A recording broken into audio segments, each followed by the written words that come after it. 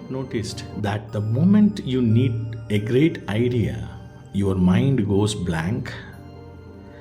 That's not a lack of talent, that's stress silently blocking creativity. Welcome to Inner Quest Healing Talks, conversations for stress to bliss. I'm your host, Ravindra Murthy. Today, we will explore how stress silently blocks creativity and how the same pressure can be transformed into creative power. When stress rises, your body goes into survival mode. The brain focuses on protection, not imagination. You stop asking what's possible and start asking, what if this idea doesn't work? What will people think about this particular solution? What's a quicker option to just get the job done? That's why whenever you're tense, your ideas will dry up. It used to happen to me also whenever I used to sit for designing a software module to come up with a solution for some critical functionalities required for our products. Also, sometimes whenever I used to do troubleshooting, trying to identify the problems in a huge code base, I used to be glued at the laptop screen trying to find the solution. And remembering the deadline used to make my heart race, my body used to tighten, my hands used to be filled with sweat, and this used to kill my creativity.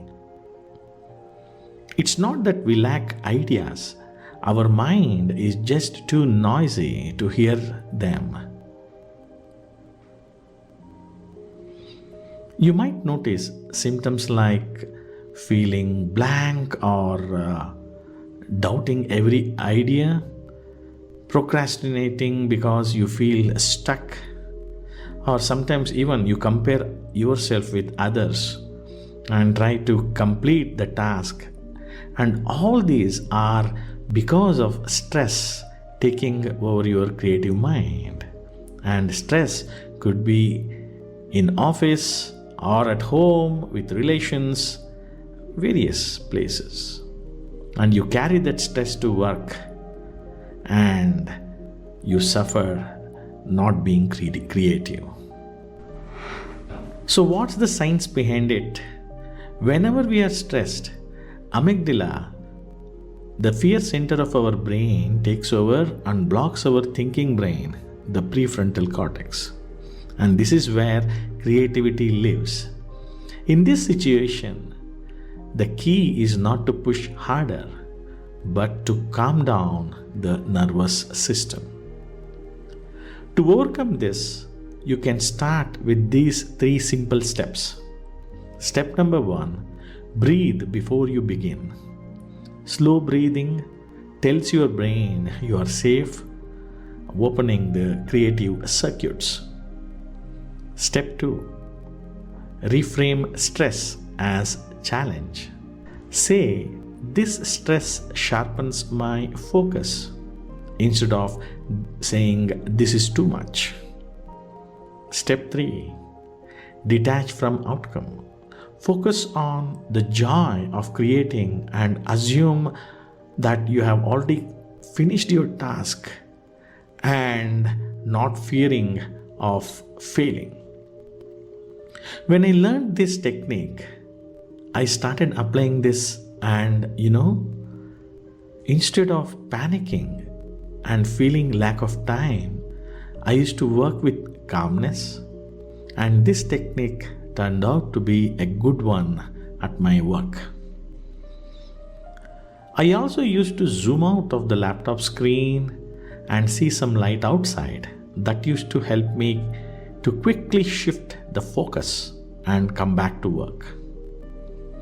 In addition, I used to do few minutes of mindful breathing before starting any creative task, like designing especially.